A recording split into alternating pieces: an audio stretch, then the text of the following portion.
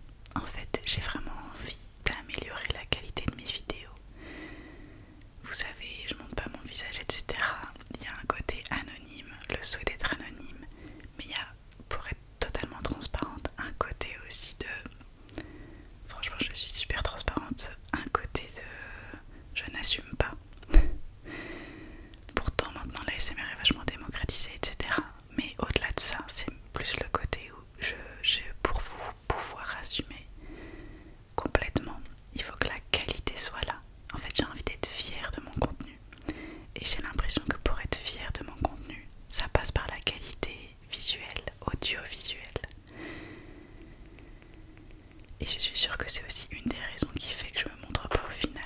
Là on est presque dans de la psychologie, mais c'est sûr que c'est ça, c'est que c'est pas que de l'anonymat, il y a aussi un côté où je pense ne pas être suffisamment fière de ce que je fais pour pouvoir m'exposer pleinement et l'assumer pleinement. Et donc j'ai envie peut-être pas de montrer mon visage, mais en tout cas d'être fière de mon contenu. Et j'ai l'impression que quand je regarde les autres ASMR artistes comme ASMR Bakery que j'adore depuis des années, et même plein d'autres, il y a Rendez-vous dans Made in France ASMR aussi qui fait un contenu incroyable.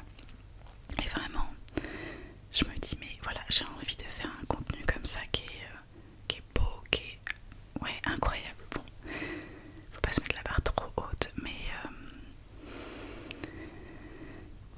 j'ai envie d'être fière de ce que je fais en audiovisuel.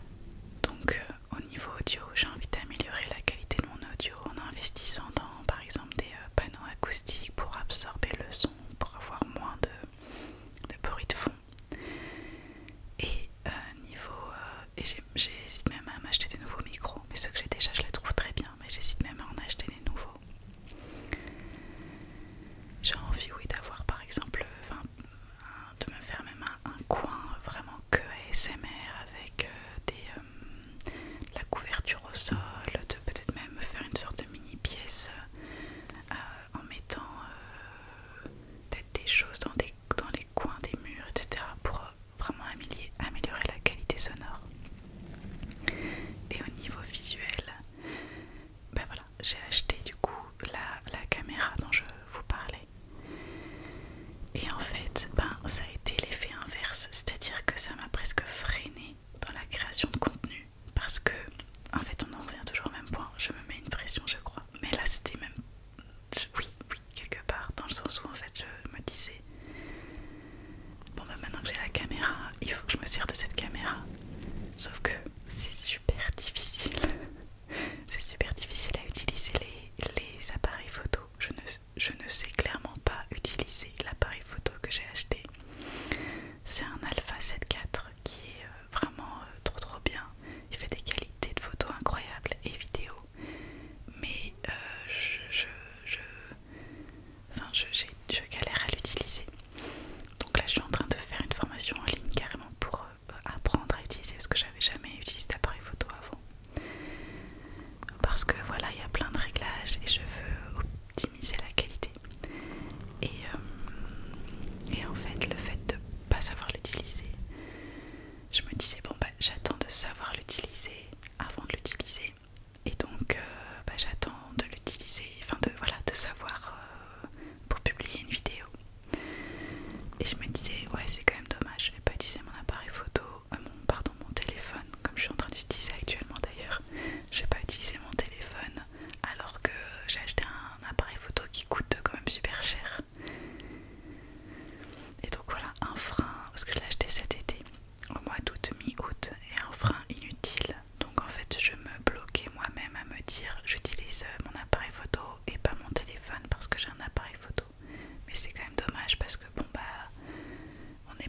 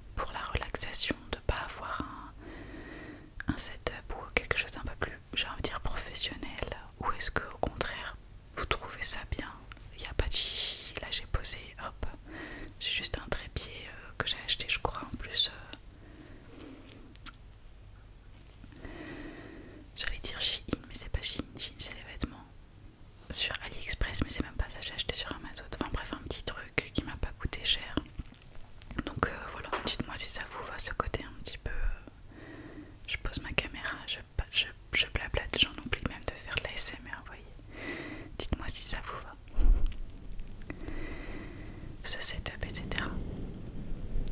Et donc, il y a en fait aussi une autre raison. Cet été, j'ai beaucoup réfléchi à quel contenu de vidéo j'avais envie de faire aussi. Et en fait, je me suis rendu compte, attendez, il faut que je trouve un autre déclencheur. Mais tiens, on va utiliser le chausse-pied, ça fait tellement longtemps. Oh là là, j'ai l'impression que c'est ma vie d'avant maintenant. Ça me rend presque nostalgique et presque un poil triste quand même de me dire j'ai arrêté un peu trop vite. Mais je ne suis pas partie, attention. Donc du coup, oui, cet été j'ai réfléchi beaucoup au type de vidéo que j'avais envie de faire. Et en regardant du contenu, je me suis dit bah il faudrait que j'essaye de faire tout simplement ce que j'aime regarder. Ou en tout cas ce que je trouve vraiment bien. Et il y a certaines vidéos que j'adore qui sont pas forcément en ASMR mais qui sont super relaxantes. Là j'ai en tête qu'une youtubeuse, mais je sais qu'il y en a une autre. Oui, je crois que les deux. Alors il y en a une, elle s'appelle Life of Riza, R-I-Z-A. Je vous mettrai si j'oublie pas dans la barre d'infos. Et il y en a une autre, Mom of Anna. Non, c'est pas Anna. Mom quelque chose. Ah, j'arrive pas à me souvenir. Mais en fait, elles font des vidéos sur leur vie, tout simplement, vraiment. C'est des vlogs. Tout simple. Il n'y a pas de chichi. Sauf que c'est très calme. Et elles ont une manière de filmer qui est, comme on dit aujourd'hui, cinématique. En fait, tout simplement, c'est très bien filmé. Avec avec différents plans. Parfois des zooms, parfois des plans larges, parfois des plans longs, enfin bref, ouais, c'est cinématique dans le sens où ça ressemble à un mini-film. Mais au-delà de cette qualité-là, c'est aussi inspirant. Même si c'est sur leur vie quotidienne, il y a un côté poétique, enfin, c'est vraiment même apaisant, enfin, c'est un peu difficile à expliquer. Il faudrait que vous alliez voir une vidéo. Je mettrai tout ça en barre d'infos. Mais vraiment, j'adore leur contenu. Et en fait, je me suis dit, alors elles sont pas focus sur les sons, elles mettent des petites musiques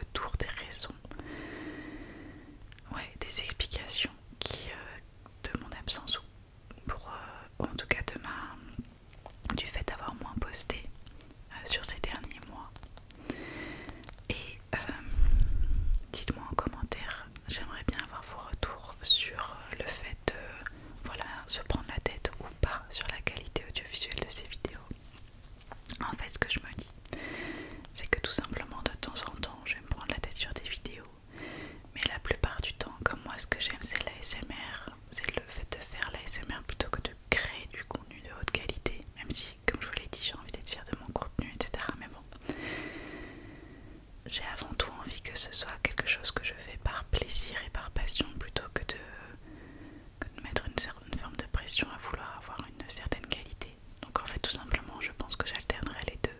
De temps en temps j'essaierai de faire comme des, j'allais dire courts-métrages ou projets, mais en tout cas des vidéos plus travaillées. Et de temps en temps je ferai des vidéos comme maintenant ou comme j'ai l'habitude de faire, où je prends certains déclencheurs, je papote en même temps avec vous. Alors là j'ai fait quasiment aucun ASMR, mais vous avez compris l'idée. Et je pense que ouais, il faut pas se prendre la tête. Et moi j'étais rentrée un petit peu dans ce cercle là, de se prendre la tête. Il faut pas. Ce sera la conclusion de cette vidéo.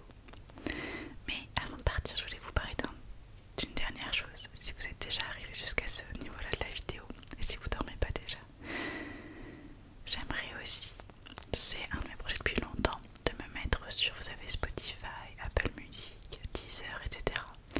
J'avais essayé via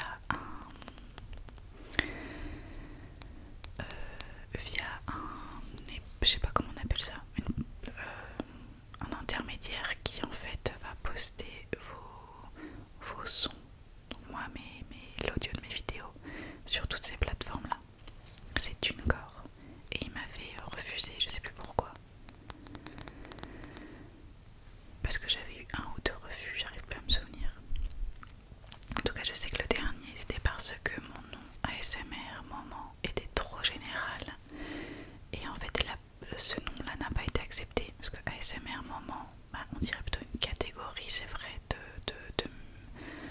pas de musique mais de style, enfin on dirait un style audio, un thème plutôt qu'un nom d'artiste.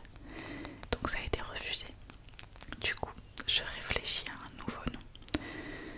Peut-être pas un nouveau nom, peut-être un nom à côté de ASMR Moment, je sais pas. Et vous savez, ceux qui me suivent depuis longtemps, vous m'avez surnommé Anonie Douce en live. Et j'ai adoré le nom, j'adore le nom. Et en fait, bah voilà, je voulais votre avis. Est-ce que je me renomme Anonie Douce? Est-ce que je me renomme Anonie Douce, entre parenthèses, ASMR Moment? Est-ce que je me renomme ASMR Moment, entre parenthèses, Anonie Douce? Ou est-ce que je trouve un autre nom encore? Voilà. Ou est-ce que sur YouTube je conserve ASMR Moment et c'est que sur